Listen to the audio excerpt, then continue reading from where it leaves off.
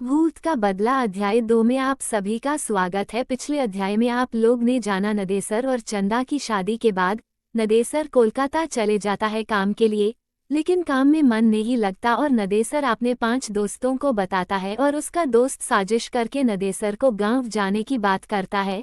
गांव पहुंचते ही कहानी का दूसरा पार्ट शुरू होता है। यहीं से नदेसर की बात सुनते ही निकेश हाँफने का नाटक करते हुए वहीं बैठते हुए बोला कि यार अब मुझसे चला नहीं जाता।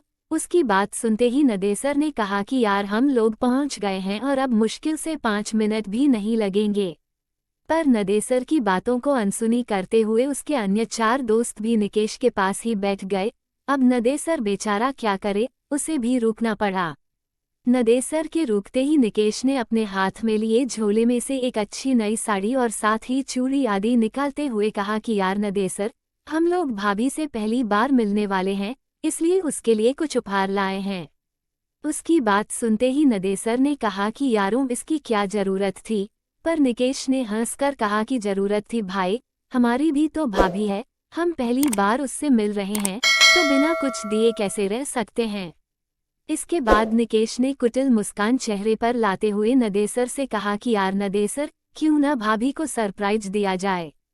एक काम करो, तुम घर जाओ और बिना किसी को बताए भाभी को घुमाने के बहाने यहाँ लाओ, हम लोग यहाँ भाभी को ये सब उपहार दे देंगे और उसके बाद फिर से तुम दोनों के साथ तुम्हारे घर चलेंगे।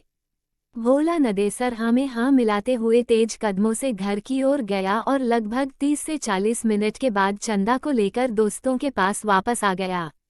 फिर क्या था, चंदा से वे 5 दोस्त एकदम से अपनी भाभी की तरह मिले। चंदा को भी बहुत अच्छा लगा। इसके बाद जब चंदा ने उन्हें घर चलने के लिए कहा तो अचानक उनके तेवर थोड़े से बदले नजर आए। निकेश और नदेसर के अन्य 4 दोस्त चंदा और नदेसर के पास पूरी सख्ती से खड़े हो गए थे। चंदा और नदेसर कुछ समझ पाते इससे पहले ही निकेश ने दांत भींचते हुए तेज आवाज में नदेसर से कहा कि साले, मैं अपनी बहन की शादी तुमसे करना चाहता था पर तुम बिना बताए गांव आकर अपनी शादी कर लिए। उसकी बात सुनकर नदेसर ने भोलेपन से कहा कि निकेश भाई, आपने तो कभी हमसे अपनी बहन की शादी के बारे में बात भी नहीं की थी और जब मैं घर आया था तो यहाँ माँ बाबू ने शादी कर दिया था। भला मैं उन्हें मना कैसे कर सकता था। पर नदेसर की इन भोली बातों का उन 5 दैत्यों पर कोई असर नहीं हुआ। उनमें से 2 ने नदेसर को कसकर पकड़ लिए थे और 3 चंदा का चीरहरण करने लगे थे। अभी नदेसर या चंदा चिल्लाकर आवाज लगा पाते इससे पहले ही उन दोनों के मुंह में कपड़े ठूंस दिए गए। फिर निवस्त चंदा और घनेसा को उठाकर वे लोग कुछ और घने जंगल में ले गए। घने जंगल में ले जाकर उन लोगों ने नदेसर की हत्या कर दी और चंदा की इज्जत से खेल बैठे। लगभग वे 5 नरपिशाच घंटों तक चंदा को दागदार करते रहे। वह चिल्लाती रही, भीख मांगती रही पर उन भेड़ियों पर कोई असर नहीं हुआ। अंततः अपनी वाली करने के बाद उन 5 ने चंदा को भी मौत के घाट उतारकर वहीं जंगल में सूखी पत्तियों में उन्हें ढांक कर आग लगा दिए। आग लगाने के बाद ये 5 दोस्त जिधर से आए थे उधर को भाग निकले। जंगल जलने लगा और जलने लगे चंदा और नदेसर के जिस्म। सब कुछ स्वाहा हो गया था। इस आग से आसपास के गांव वालों को कुछ भी लेना देना नहीं था, क्योंकि जंगल में आग लगना कोई बहुत बड़ी बात नहीं थी। कभी भी कोई भी अपनी लंठी में जंगल में आग लगा दिया करता था। धीरे धीरे समय बीतने लगा। रात तक जब चंदा और नदेसर घर नहीं आए तो नदेसर के पिताजी ने नदेसर के आने और चंदा को लेकर जाने की बात अपने पड़ोसियों को बताई। उसी रात को नदेसर और उनके कुछ पड़ोसी मशाल लेकर चंदा और नदेसर को खोजने निकल पड़े। काफी खोजबीन के बाद भी इन दोनों का पता नहीं चला। दूसरे दिन सुबह पुलिस में खबर दी गई पर पुलिस भी क्या करती। थोड़ा बहुत छानबीन की पर उन दोनों का कोई पता नहीं। अब नदेसर के माँ बाप और गांव वालों को लगने लगा था कि नदेसर अपनी बहुरिया को लेकर बिना बताए कोलकाता चला गया। शायद उसे डर था कि अगर बाबू को बताकर ले जाएंगे तो वे ले जाने नहीं देंगे। आखिर कोलकाता में नदेसर कहाँ रहता है, क्या करता है, इन सब बातों के बारे में भी नदेसर के माता पिता और गाँव वालों को बहुत कम ही पता था। धीरे धीरे करके 8 से 9 महीने बीत गए। अब नदेसर के माता पिता बिना नदेसर और चंदा के जीना सीख गए थे। इधर कोलकाता में एक दिन अचानक निकेश के घर पर कोहराम मच गया। हुआ ये था कि किसी ने बहुत ही बेरहमी से उसके गुप्तांग को दांतों से काट खाया था। उसके शरीर पर जगह जगह भयानक दांतों के निशान भी पड़े थे और वह इस दुनिया को विदा कर गया था।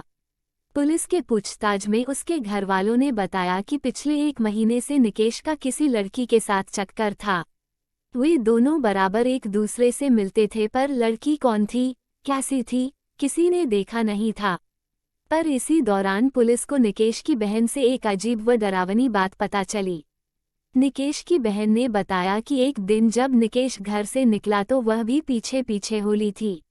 निकेश बस्ती से निकलकर एक सुनसान रास्ते में बनी एक पुलिया पर बैठ गया था। वहां से मैं लगभग 20 मीटर की दूरी पर एक बिजली के खंभे की आड़ में खड़ा होकर उस पर नजर रख रही थी। मुझे बहुत ही अजीब लगा, क्योंकि ऐसा लग रहा था कि निकेश किसी से बात कर रहा है, किसी को पुचकार रहा है, पर वहां तो निकेश के अलावा कोई था ही नहीं। फिर मुझे लगा कि कहीं निकेश भैया पागल तो नहीं हो गए हैं ना। अभी मैं यही सब सोच रही थी, तभी एक भयानक काली छाया मेरे पास आकर खड़ी हो गई। वह छाया बहुत ही भयानक थी, पर छाया तो थी, पर छाया किसकी है ये समझ में नहीं आ रहा था। मैं पूरी तरह से डर गई थी।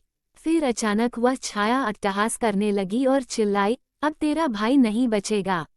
नोचा था ना मुझे, मैं भी उसे नोच नोच कर खा जाऊंगी। और हाँ, एक बात तू याद रख, अगर यह बात किसी को भी बताई तो मैं तेरे पूरे घर को बर्बाद कर दूंगी। इतना कहते ही निकेश की बहन सुबक सुबक कर रोने लगी। इतना सुनते ही पुलिस और आसपास जुटे लोग सकते में आ गए और पूरी तरह से डर भी गए, क्योंकि निकेश का जो हाल हुआ था वह ये बयां कर रहा था कि इसके साथ जो हुआ है वो किसी इंसान ने नहीं अपितु भूत प्रेत ने ही किया होगा। ये कहानी यहीं समाप्त होती है। आप लोग सोच रहे होंगे निकेश के अन्य 4 दोस्तों के साथ भी कुछ हुआ क्या? हाँ, उन चारों का भी हालत इतना दर्दनाक हुआ।